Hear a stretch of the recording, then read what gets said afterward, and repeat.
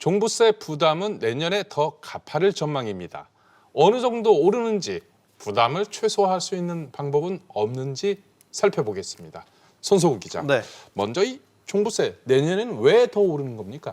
우선 종부세 전 과표 구간의 세율이 적게는 0.1%포인트에서 많게는 2%포인트 이상 큰 폭으로 오릅니다. 다주택자와 법인에게 더 큰 폭의 인상률이 적용되는데요. 여기에 내년부터 공시가격 현실화가 본격적으로 시작되고 공정시장 가액 비율까지 추가로 오르기 때문에 종부세 부담은 한층 더 커질 전망입니다. 다주택자나 법인의 경우에는 세율도 훨씬 더 높게 적용이 되는 데다가 재산세와 종부세를 합친 보유세에 걸려있는 세부담 상한, 그러니까 작년도에 부과됐던 세금의 일정 금액 이내로만 세금이 부과되도록 제한되어 있는 장치도 법인의 경우에는 한도 자체가 아예 없고요.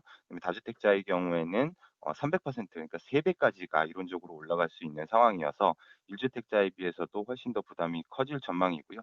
유정우 기자, 종부세 부담 그러면 내년에는 실제로 얼마나 늘어나는 건가요? 네, 1주택자가 각종 공제를 받지 않는 상황, 그러니까 최대치를 사례로 들어보겠습니다. 지난해 종부세로 572만 원을 낸 전용 112제곱미터 서울 반포동 아크로 리버파크 소유주는 올해 976만 원대로 세부담이 늘어납니다. 내년에는 1,731만 원이 예상되는데요. 2년 새 증가율은 300%를 넘게 됩니다. 송 기자, 네. 내년에 다주택자의 세부담은 훨씬 더 커지죠? 네, 그렇습니다. 예를 한번 들어보겠습니다. 이 마포 레미안 푸르지오 84.5제곱미터와 강남구 대치동 음마아파트 84.4제곱미터를 소유한 2주택자의 예상 종부세 부과액을 보면 올해 1,857만 원인데요. 내년에는 4,932만 원으로 2.7배나 오르고요. 그렇군요. 종부세와 재산세를 합한 보유세는 올해 총 2,300만 원에서 내년에는 5,480만 원으로 뜁니다. 다주택자에게는 세부담 상한액도 최대 300%로 늘어나게 돼서 세금 인상액이 고스란히 반영되는 구조입니다.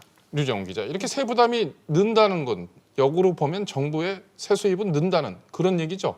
네, 국회 예산정책처가 분석한 자료에 따르면 집값과 보유세를 납부한 인원, 주택수가 변동이 없고 다주택자와 법인 30%가 주택을 매각했을 경우 공시가격 상승으로 내년에만 보유세가 2,753억 원이 늘어나는 것으로 나타났는데요.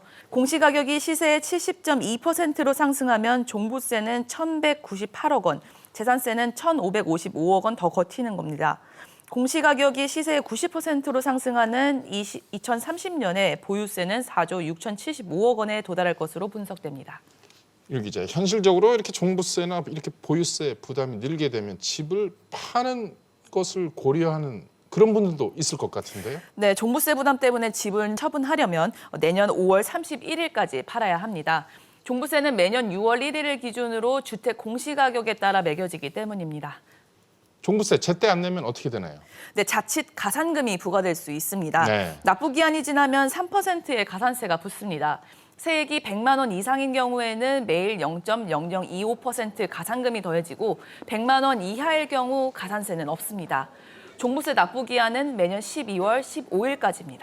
세금 낼 돈이 부족한 분들, 이런 분들은 어떤 방법이 없을까요? 네, 분납이 가능합니다. 이제 납부액이 250만 원을 넘거나 500만 원 미만일 경우 250만 원을 초과하는 금액을, 500만 원을 넘기면 절반 이하 금액을 반년 이내에 분납하면 됩니다. 분납하게 되면 이자는 따로 내야 되는 겁니까? 안 내도 되는 겁니까? 안 내도 됩니다. 네.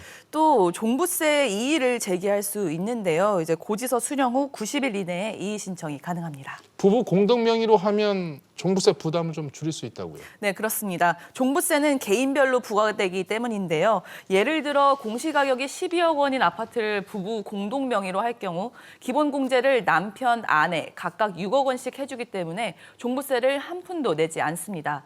하지만 공동명의일 경우 고령자나 장기 보유자 공제 혜택은 받지 못한다는 점을 유의해야 합니다.